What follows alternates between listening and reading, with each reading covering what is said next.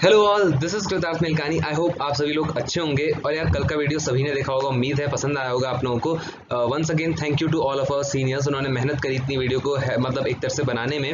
और उसके साथ साथ हाथ जोड़ के आप लोगों से सॉरी कहूँगा कि कल का वीडियो मैं प्रीमियर नहीं कर पाया, क्योंकि जो आपका फीडबैक वीडियो था उसमें थोड़ा टाइम ज़्यादा लग गया। तो I am really very sorry about it. आज हम पार्ट 7 कर रहे हैं और मेरी कोशिश रहेगी कि अब आपका एक कंटिन्यूस मतलब 8 बजे रोज चलते रहे series, Monday to Friday. Saturday Sunday आप लोगों का ऑफ रहेगा। चलिए शुरू करते हैं आज की वीडियो को। आज हम डिस्कस करेंगे पार्ट 7। 6 पार्ट अभी तक मैं अपलोड कर चुका हूँ। अब तक आपने इस वीडियो को लाइक नहीं किया है और पार्ट्स को नहीं देखा तो please go and watch them. और हाँ, सब हर एक पार्ट के लास्ट में एक क्वेश्चन है जिसका आंसर आप लोगों को देना है। तो प्लीज आप लोग जो मतलब पहली बार देख रहे हैं वो उसका आंसर देना मत भूलिएगा, क्योंकि यहाँ कई बच्चे जो आंसर नहीं देते हैं लास्ट क्वेश्चन। चलो कोई बात नहीं, पुरानी बातें। आज के क्वेश्चन सभी आंसर करेंगे उम्मीद है। चलिए शुरू करते हैं इस वीडियो को। स्टार्ट करेंगे एक बहुत अच्छे मोटिवेशनल कोट के साथ। उम्मीद है आप लोगों को पसंद आए। ये है, if you want to shine like a sun, first burn like a sun. तो मैं बता दूं, ये आपको हमारे former president missile man APJ Abdul Kalam ji का कोट है कि लाइक सन की चमक सबसे ज्यादा होती है ना। तो अगर हमें सन की तरह चमकना है, अगर हम अपने कमरे में भी रेस्ट कर रहे हो, तो अगर एक विंडो से सन की एक थोड़ी सी भी किरण आती तो कमरा पूरा चमक जाता है। तो अगर हमें उस तरह से बनना है कि हम मतलब कहीं पर भी दूर से खड़े हो तो लोग दूर से पहचान जाए, मतलब ऐसा इम्पैक्ट हमारा हो दूसरों की लाइफ पर, एक पॉजिटिव इम्पैक्ट की बात करूं तो हमें सबसे पहले सन की तरह मेहनत करनी पड़ेगी। अब सन की तरह मेहनत ये मत समझिएगा कि यार क्या मेहनत। देखिए, सन बर्न होता है तभी वो शाइन करता है। इसी तरह आपको हार्डवर्क करके अपने आप को बर्न करना है। अब मैं ये नहीं कहूंगा कि आप बर्न आउट कर लें अपने आप को। बर्न का मेरा सिंपल मतलब है कि आपको ज्यादा मेहनत करनी है, और उसके साथ साथ ऐसा मत करना कि आज ही लक्ष्मीकांत आपने खोल दी, आज ही आप सारी बुक्स कवर कर लूंगा यार, आज तो अब तो कल तो यूपीएससी का पेपर देना है, ऐसा भी मत करना। गो स्लोली। जितने भी 12th पास करके बच्चे अभी आए हैं, कॉलेज खुलने में भी आपका बहुत समय है। मेरे हिसाब से 1-2 महीना मिनिमम आपके पास है। उसके बाद भी हो सकता है, अगर सिचुएशंस इंप्रूव हो जाए, विश करूंगा मैं आप लोगों की कॉलेज खुल जाए, कॉलेज लाइफ शुरू हो जाए। बट अगर ऐसा नहीं होता है तो प्लीज मत सोचिए। अगर आप सोच रहे हो यार अब क्या फायदा, अब तो कॉलेज खुलने वाले हैं, मत सोचो, अभी से स्टार्ट कर दो द हिंदू पढ़ना। बहुत फायदे में रहोगे और लास्ट में मुझे थैंक्स बोलते हुए जाओगे वीडियो के एंड में, क्योंकि वीडियो बहुत अच्छा होने वाला है। अब डायरेक्टली वीडियो पे आते हैं, ज्यादा बोर नहीं करता हूँ कोट्स वगैरह में। Question number 1, who was known as the Mysore tiger? तो your options are A Haidar Ali, B Tipu Sultan, C Jai Chamaraj Wodeyar, या डी श्रीकांत वोडेयार। तो इसका आंसर सभी लोगों को पता होगा। The correct answer is option B, Tipu Sultan. और मैसूर टाइगर क्यों कहा जाता है तो उसका मैं रीजन आप लोगों को बताता हूँ। तो यार एक बार क्या हुआ कि ये टाइगर से लड़ रहे थे, मतलब टाइगर से बिना हथियारों के लड़े थे और जीते भी थे। मतलब टाइगर को उन्होंने हरा दिया था, तब से इन्हें मैसूर टाइगर कहा जाता है, क्योंकि इन्होंने बिना आर्म्स एंड एम्यूनेशन, बिना किसी हथियारों के टाइगर को हराया, तब से इन्हें मैसूर टाइगर कहा जाता है। और इनकी मैं बात करूं, हैदर अली और टीपू सुल्तान। टीपू हैदर अली के बेटे थे टीपू सुल्तान। इन्होंने जो प्रीवियस वॉर्स लड़ी, मतलब करीब 4 बैटल हुए ब्रिटिशर्स और टीपू सुल्तान हैदर अली इनके किंगडम के बीच, मैसूर के बीच, और एंग्लो मैसूर वॉर जिन्हें कहा जाता है। 4 वॉर थे वो, जिनमें से पहले 3 वॉर में मैसूर जीता, पर चौथे वॉर में, जिसे फोर्थ एंग्लो मैसूर वॉर कहा जाता है या बैटल ऑफ श्रीरंगापट्टनम भी कहते हैं, उसमें टीपू सुल्तान हारे। और उसके बाद उनका एक तरह से मार दिया गया at the battle of Srirangapatnam. मतलब जहां उन्हें मारा गया उसे श्रीरंगापट्टनम कहा जाता है, तभी इसे बैटल ऑफ श्रीरंगपट्टनम भी कहा जाता है। वैसे आप कई जगह हिस्ट्री बुक्स वगैरह में देखोगे तो इसे फोर्थ एंग्लो मैसूर वॉर कहा गया है। तो आप देख सकते हो कि defeated eight the battle of Srirangapatnam. तो जो मतलब श्रीरंगापट्टनम का बैटल था, बैटल फील्ड था श्रीरंगापट्टनम में, वैसे कहूं आप लोगों से, या फिर आप बैटल ऑफ श्रीरंगापट्टनम ले लीजिए या फोर्थ एंग्लो मैसूर वॉर, दोनों बात एक ही है। So, question number 2 on your screens. Which of the following is or are true about the battles fought in Panipat? तो इस क्वेश्चन में आपको बताना है, A B C D 4 options आप लोगों को दिए हैं, कौन सा स्टेटमेंट सही है regarding to battle of Panipat. तो your options are A, the first battle of Panipat was fought between Babur and Ibrahim Lodi in 1526। और ध्यान रखिएगा कि क्या किसके बीच लड़ा गया है वॉर और किस ईयर में लड़ा गया, वो सही है। एक बार इसको चेक कीजिएगा फिर आंसर कीजिएगा। सेकंड है, the first battle of Panipat led to the establishment of Mughal empire in India, जो कि मेरे अकॉर्डिंग सही है। C, the second battle of Panipat was fought between Akbar and Hemu in 1556। या D, the third battle of Panipat was fought between Marathas and Ahmad Shah Abdali in 1761। तो अब आप लोगों को बताना है कि कौन सी स्टेटमेंट सही है, क्या ए एंड बी सही है या फिर सी एंड डी सही है, मुझे नहीं पता, आप लोगों को आंसर करना है। देखते हैं कितने लोग इसका सही आंसर दे पाते हैं। The correct answer is option fourth, all of the above. तो देखिए ये क्वेश्चन देने का मेरा मोटिव ये था कि आप बैटल ऑफ पानीपत के बेसिक्स को समझ लें, डीप में आप आगे पढ़ोगे। अभी के लिए यही आप समझो कि किस लोग मतलब किन शासकों के बीच, किन रूलर्स के बीच ये वॉर लड़ी गई थी और किस ईयर में लड़ी गई थी। उम्मीद है आप लोग इसका आंसर अच्छे से दे पाए होंगे। अब हम बढ़ते हैं क्वेश्चन नंबर 3 पे। तो क्वेश्चन है the first cotton mill was set up at Mumbai in. तो अब आपको बताना है कि मुंबई में जो पहली कॉटन मिल स्टैब्लिश हुई या सेटअप हुई वो किस ईयर में जाके हुई। Your options are A 1852, B 1855, C 1853 या डी 1854। तो हिस्ट्री वाले बच्चे आराम से इसको आंसर दे देंगे उम्मीद है। The correct answer is option D 1854। तो देखिए अहमदाबाद में जो पहली कॉटन मिल थी वो आई आपकी 1861 में। मुंबई में मतलब जो इंडिया की पहली कॉटन मिल थी वो मुंबई में आई थी। अब प्लीज आप गूगल्स में सर्च करके ये मत कह दीजिएगा कि सर मुंबई से पहले भी एक कॉटन मिल थी। हाँ बिल्कुल वो थी कॉटन मिल, बट वो बंद हो गई थी, इसलिए हम उसे मतलब फर्स्ट कई जगह मैंने देखा इस चीज को, तो कंसिडर आपका मुंबई को ही किया जाता है क्योंकि वो ज्यादा चली नहीं। उसी वक्त मतलब जब वो सेटअप की गई थी उसके कुछ महीनों के बाद उसे क्लोज कर दिया गया। तो फर्स्ट कॉटन मिल आपकी मुंबई में ही मानी जाती है। और एक और चीज मैं बता दूं आप लोगों को कि यार कई बार कंफ्यूजन होता है डेट्स को याद करने के लिए, तो सिंपल समझते हैं इस चीज को। 1853 में आपकी पहली ट्रेन चली फ्रॉम मुंबई टू थाने, ध्यान रखिएगा, ध्यान से सुनिएगा इस बात को। 1854 में आपकी कॉटन मिल सेटअप हुई और 1855 में आपकी जाके जूट मिल सेटअप हुई। तो इस तरह से आपको लर्न करने में इजी हो जाएगा कि अगर आपको कहीं कहीं भी कोई भी पूछे कि फर्स्ट कॉटन मिल या जूट मिल कब स्टेब्लिश हुई थी, तो आप रेलवेज के साथ देखो। रेलवेज आपका 1853 में आया था, फिर 1854 में आपकी कॉटन मिल आई और 1855 में आपकी जूट मिल आई। और ये जितने भी मैं ईयर्स बता रहा हूँ ये बिल्कुल गलत नहीं है, तो आप ये मत सोचना कि मैं कुछ गलत बता रहा हूँ। ये 3 सब्सिक्वेंट ईयर्स में ये सब डेवलपमेंट हुए। तो अब हम बढ़ते हैं क्वेश्चन नंबर 4 में। तो ये क्वेश्चन है Asiatic Society of Bengal was founded in 1784 by. तो अब इसका आंसर आप लोगों को देना है कि एशियाटिक सोसाइटी ऑफ बंगाल जिसका काम मेनली था कि इंडिया की जो हिस्ट्री थी एंड उसके साथ साथ लिटरेचर, एक तरह से आप कह सकते हो कि ह्यूमैनिटीज के सब्जेक्ट्स पे वर्क ऑन करना, लाइक आपके महाभारत हो गए, रामायण हो गए, इनका ट्रांसलेशन करना, इनको समझना पढ़ना। तो it was founded in 1784 by, मतलब किसने Asiatic Society of Bengal found की। और options are A W C Banerjee, B A O Hume, C William Jones या डी ईशा मोहम्मद। तो कई लोग इसका आंसर दे चुके होंगे, अब देखते हैं इसका करेक्ट आंसर क्या है। The correct answer is option C William Jones. तो विलियम जोन्स ने Asiatic Society of Bengal found की in 1784। Question number 5, which of the following statements is और are true about subsidiary alliance. तो आप लोगों को बताना है कि कौन सी स्टेटमेंट्स इनमें से ट्रू है अबाउट सब्सिडियरी अलायंस, सही है। Your options are first A, it was introduced by Lord Wellesley in 1798। तो सोचिएगा समझिएगा क्या गवर्नर जनरल का नाम सही है और ये सही है। B, British would protect their ally, ally का मतलब वो पार्टी या वो किंगडम जो उनसे ये सब्सिडियरी अलायंस साइन कर लेता था, फ्रॉम एक्सटर्नल और internal threats to their power. C, in the territory of ally a British armed contingent. Arm contingent का मतलब होता है एक सेना की टुकड़ी, मतलब ब्रिटिश सेना की एक टुकड़ी वहां रहेगी मौजूद। और जो अलाई है मतलब जिसने सब्सिडियरी अलायंस साइन कर ली वो उस आर्मी का पूरा मेंटेनेंस उठाएगा, उनका खाना रहना पीना सब कुछ।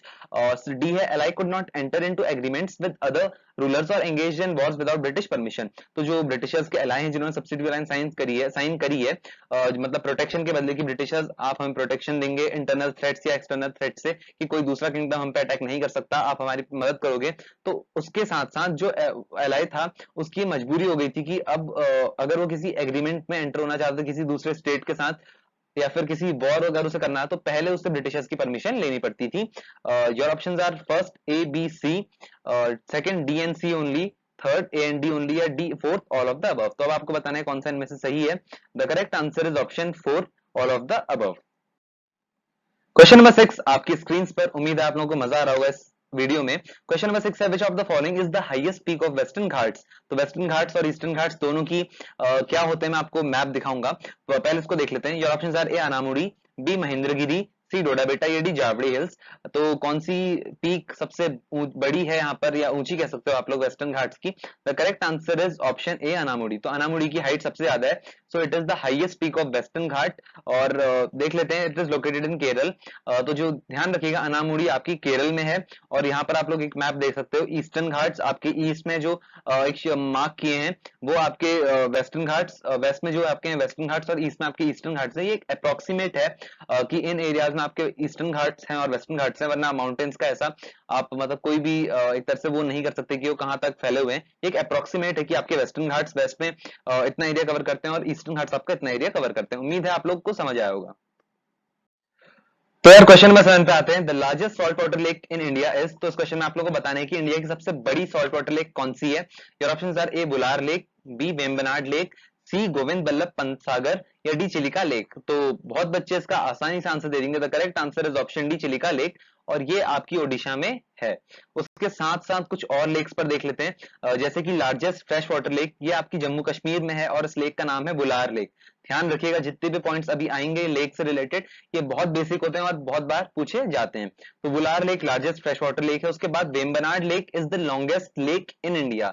यहाँ पर बात हो रही है इंडिया की लार्जेस्ट सॉल्ट वाटर लेक आपकी चिलिका है, बुलार आपकी लार्जेस्ट फ्रेश वाटर लेक है, वेम्बनाड लॉन्गेस्ट लेक है, केरल में ये है, और गोविंद बल्लभ पंत सागर ये लार्जेस्ट आर्टिफिशियल लेक है हमारी उत्तर प्रदेश में ये है। उसके बाद आती है आपकी चोलामू लेक, ये हाईएस्ट लेक है। ये एक ऐसी लेक है, मतलब इंडिया की सबसे हाईएस्ट पॉइंट लोकेटेड सिचुएटेड आप कहें, चोलामू लेक है इन सिक्किम। तो अब बढ़ते हैं नेक्स्ट क्वेश्चन में। इन पॉइंट्स को अच्छे से आप कहीं पर नोट डाउन कर रहे हैं, आप किसी नोटबुक में लिख रहे हैं, क्योंकि बेसिक चीजें तो आप नोटबुक में लिख सकते हैं। अब हम बढ़ते हैं नेक्स्ट क्वेश्चन में। So question number 8, which treaty or agreement regulates the use of Indus water between India and Pakistan? तो इस क्वेश्चन में आपको बताने की कौन सी ट्रीटी हुई है इंडिया और पाकिस्तान के बीच, जिससे हम इंडिया और पाकिस्तान जो दोनों कंट्रीज हैं वो इंडस का वाटर रेगुलेट करती हैं। तो ये options are A Indus water treaty 1960, B Mahakali treaty 1996, C Indus water division agreement 1972, या डी फरक्का एग्रीमेंट। तो इसका सही आंसर आप लोगों को बताना है। बहुत इजी क्वेश्चन है, मुझे उम्मीद है कि 5 से 6 बच्चों ने तो अभी इसका क्विकली आंसर दे दिया होगा। The correct answer is option A Indus water treaty in 1960। तो देखिए इस ट्रीटी का एक ब्रीफ पॉइंट मैं बता दूं आप लोगों को। इसमें यह था कि जो इंडस रिवर का वाटर है वो केवल 20% इंडिया यूज करेगा और 80% आपका पाकिस्तान यूज करेगा, और 20% भी आपके राजस्थान पंजाब इन स्टेट्स में यूज किया जाता है। अब हम बढ़ते हैं नेक्स्ट क्वेश्चन में।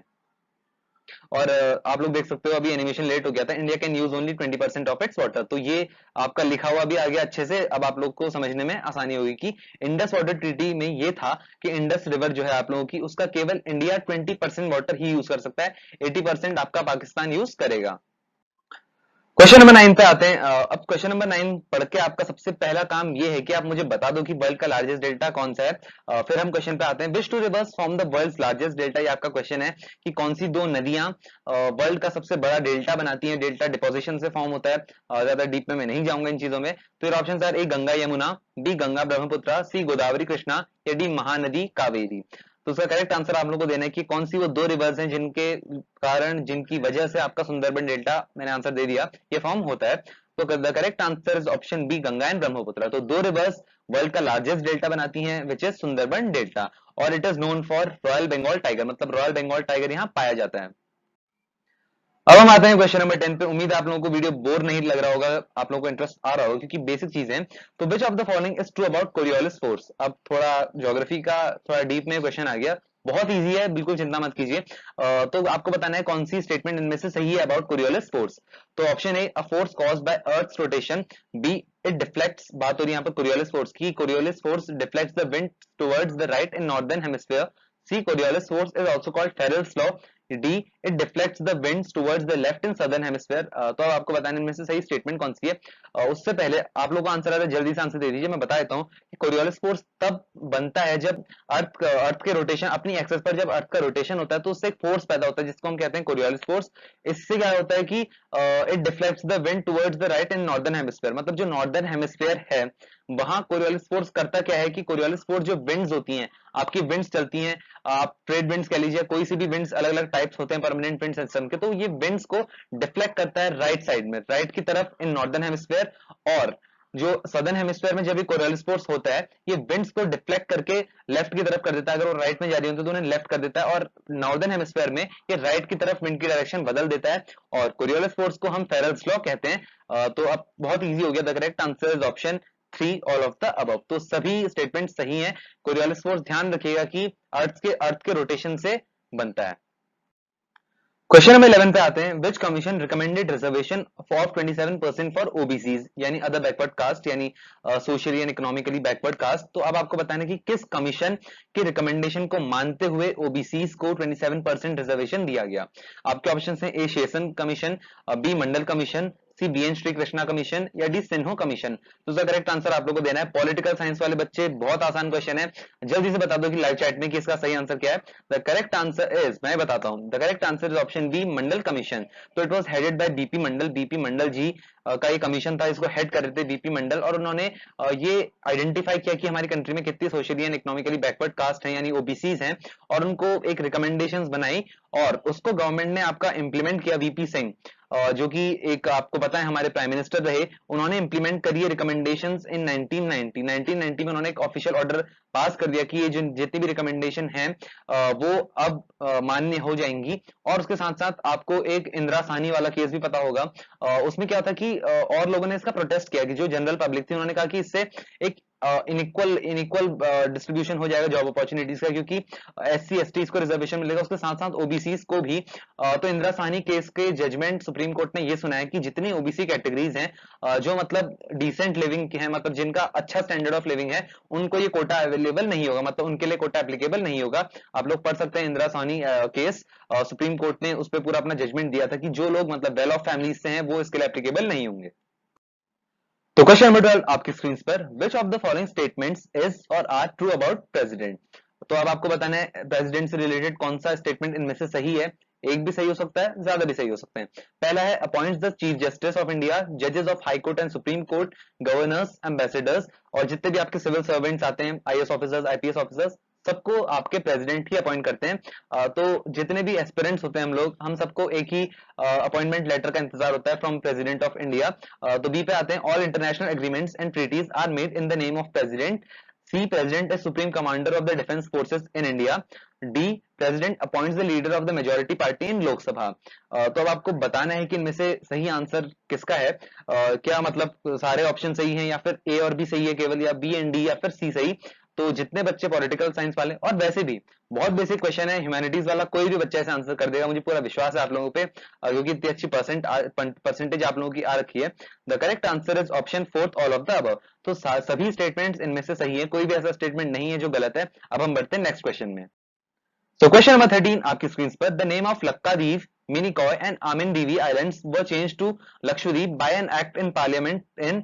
तो आपको बताना है कि जो जैसे आपका लक्षद्वीप आज हम कहते हैं आइलैंड्स के ग्रुप को, उन्हें पहले लक्कादीव, मिनिकॉय, अमिंडवी, उनमें अलग अलग आइलैंड्स थे, तो उन आइलैंड्स को एक साथ करके उसका नाम लक्षद्वीप में किस ईयर चेंज किया, ये आप लोगों को बताना है। Your options are A 1973, B 1949, C 1984 या डी 1994। तो उसका करेक्ट आंसर आप लोगों को ही देना है। The correct answer is option ए 1973। तो 1973 में एक एक्ट लाया गया पार्लियामेंट में, जिसके द्वारा लक्षद्वीप, मिनिकॉय, अमिंडवी, जितने तीन आइलैंड्स थे, इनका नाम कंबाइन करके एक साथ करके इनको रख दिया गया आपका लक्षद्वीप आइलैंड्स। तो अब हम आते हैं क्वेश्चन नंबर 14 पे। The objectives resolution which laid down the main objectives to guide the deliberations of the assembly was moved by. तो अब इस क्वेश्चन में सिंपली आपको बताना है ऑब्जेक्टिव रेजोल्यूशन किस लीडर ने पास किया था। तो उसका करेक्ट आंसर पहले आप लोग दे लीजिए। The options are A Sardar Patel, B Jawaharlal Nehru, C K M Munshi या डी बी आर अम्बेडकर। तो इसका करेक्ट आंसर आप लोग दे दीजिए, मैंने यहाँ पर लिखे answer. The correct answer is option B Jawaharlal Nehru. और इस क्वेश्चन का आंसर मैंने इसलिए लिखा है क्योंकि कई बच्चों को पता नहीं होगा कि ऑब्जेक्टिव रेजोल्यूशन क्या होता है। बहुत कॉमन चीज है यार, कोई ऐसी बड़ी बात नहीं भी पता है तो अभी आप बेस ही बना रहे हो अपना। तो ऑब्जेक्टिव रेजोल्यूशन सिंपल सी चीज समझो कि 13 दिसंबर 1946 को कॉन्स्टिट्यूएंट असेंबली में पंडित जवाहरलाल नेहरू ने इसको एक तरह से पुट किया था कि इसमें हमारे कॉन्स्टिट्यूशन के डिफाइनिंग आइडियल्स है। मतलब कहने का ये था कि हम जो कॉन्स्टिट्यूशन बना रहे हैं, कॉन्स्टिट्यूएंट असेंबली का काम कॉन्स्टिट्यूशन फ्रेम करना था, उसको बनाने के लिए हम इन आइडियल्स को ध्यान में रखेंगे, इन प्रिंसिपल्स को ध्यान में रखेंगे। वो सबसे पहला प्रिंसिपल था आपका कि हम इंडिपेंडेंट हैं, हम किसी भी पावर के सब्जेक्ट नहीं है, हम किसी भी पावर के गुलाम नहीं है। ब्रिटिशर्स से हमें 1947 में आजादी मिल चुकी है, हम इंडिपेंडेंट हैं।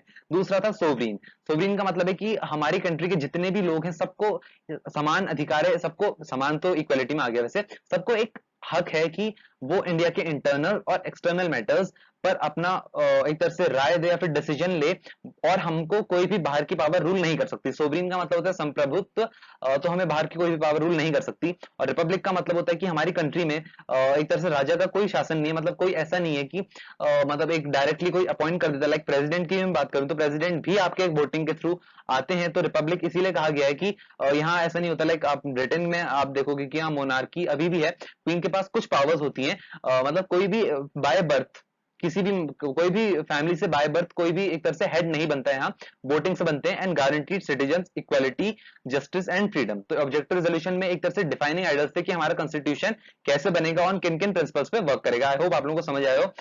और एक और चीज, अगर आप लोगों को सोवरीन रिपब्लिक इन चीजों का मतलब समझ नहीं आया, जो नॉन पॉलिटिकल साइंस वाले बच्चे हैं, तो प्लीज आप नीचे कमेंट करके पूछेगा, मैं आपको और सिंप्लीफाई करके इसको एक्सप्लेन कर दूंगा, बिल्कुल डरना नहीं है। तो अब हम बढ़ते हैं नेक्स्ट क्वेश्चन में। सो अब हम आते हैं क्वेश्चन नंबर 15 पे। Preamble outlines the ideals of liberty, equality and fraternity. These ideals are inspired from, तो देखिए हमारा जो प्रियम्बल है कॉन्स्टिट्यूशन का, आप लोगों ने अपनी बुक्स एनसीईआरटी बुक्स के फ्रंट पेज में भी देखा होगा, be the people of India, ऐसे करके वो प्रियम्बल है। मैं पॉलिटिकल साइंस वाला नहीं था तो मुझे वो लर्न नहीं है, आप लोग को होना चाहिए। तो आप लोगों को बताना है लिबर्टी, इक्वालिटी एंड फ्रेटर्निटी ये हमने किन कंट्रीज यानी किस रेवोल्यूशन से इंस्पायर होकर हमारे कॉन्स्टिट्यूशन में रखा। लिबर्टी का मतलब होता है कि किसी भी तरह की रेस्ट्रिक्शंस नहीं है, you are free to move from one place to another, मतलब हमारी कंट्री में आप अपने व्यूज एक्सप्रेस कर सकते हो। लिबर्टी आप लोगों को इस चीज की रेस्ट्रिक्शंस नहीं है यहाँ पर। इक्वालिटी का मतलब होता है कि सभी लोग लॉ के इस सामने इक्वल है, मतलब किसी के लिए भी ऐसा नहीं है कि लॉ अलग है, सबके लिए लॉ समान है। फ्रेटर्निटी का मतलब होता है कि सभी लोग एक परिवार के सदस्य की तरह हैं, तो हमें मतलब सबके ऐसा नहीं सोचना है कि कोई अलग है हमसे, हमें सबको एक समान सोचना है, मतलब एक साथ हमें एक फैमिली की तरह रहना है। तो ये आइडल्स कौन से रेवोल्यूशन से इंस्पायर होते हैं आप लोगों को बताना है। Your options are A Russian revolution, B French revolution, C Cuban revolution या डी यूनाइटेड किंगडम्स कॉन्स्टिट्यूशन। तो इसका करेक्ट आंसर आप लोगों को दे रहे हैं, the correct answer is option B French revolution. Question number 16 आप लोगों की स्क्रीन पर, acid rain is cause due to the emission of, तो एसिड रेन किस कारण होती है आप लोगों को बताना होता है, किस चीज के रिलीज के कारण होती है। Your options are A carbon monoxide and carbon dioxide, B ozone and methane, C hydrogen and oxygen या D oxides of sulphur and nitrogen. तो इसका करेक्ट आंसर आप लोगों को देना है। उम्मीद है आप लोग सही जवाब दोगे क्योंकि बहुत इजी क्वेश्चन है। और हाँ, एक और चीज, अगर आप लोग सोच रहे हो कि ये साइंस का क्वेश्चन है, तो साइंस के साथ साथ ये आपकी ज्योग्राफी में भी था क्लास 12। आप ज्योग्राफिकल पर्सपेक्टिव वाला चैप्टर चेक कर सकते हैं, इंडिया पीपल एंड इकोनॉमी का, उसमें दिया हुआ था। तो ये मत कहिएगा कि हमें पता नहीं है, जल्दी से आंसर कर दीजिए। वैसे मुझे पता है कि सब लोगों को इसका आंसर आता है। The correct answer is option D oxides of sulphur and nitrogen. तो oxides of sulphur and nitrogen जो होती है ये गैसेस, इनकी ऑक्साइड्स के रिलीज से आपकी एसिड रेन होती है। तो अब हम आते हैं क्वेश्चन नंबर 17 पे। इस क्वेश्चन का आंसर आप लोगों को देना है। परसों में कमेंट्स देख रहा था तो आप लोगों के थे कि बायोलॉजी मेरी अच्छी थी, मेरी अच्छी नहीं थी, तो देख लेते हैं कि इसकी कितनी अच्छी थी। बहुत बेसिक क्वेश्चन है। क्वेश्चन नंबर 17 है, smallest gland in human body is. तो इस क्वेश्चन में बताने की हमारी बॉडी में सबसे छोटी ग्लैंड कौन सी होती है। Your options are A pituitary, B liver, C thyroid या डी पेनक्रियास। तो इसका करेक्ट आंसर आप लोगों को देना है। उम्मीद है आप लोग अब तक दे चुके होंगे। The correct answer is option A pituitary. और पिट्यूटरी और इन सभी ग्लैंड्स की लोकेशन देख लीजिए। पिट्यूटरी ग्लैंड की लोकेशन आप लोग देख सकते हैं कि कहां पर होती है, और थायराइड ग्लैंड कहां पर होता है। लिवर सबसे बड़ी ग्लैंड होती है, ध्यान रखिएगा इस बात को, लिवर की तरह से कहां पर होता है, ये सब चीजें आप डायग्राम में देख सकते हो। अब हम बढ़ते हैं नेक्स्ट क्वेश्चन में। सो क्वेश्चन नंबर 18 आपकी स्क्रीन पर, who among the following is the creator of rock garden in Chandigarh.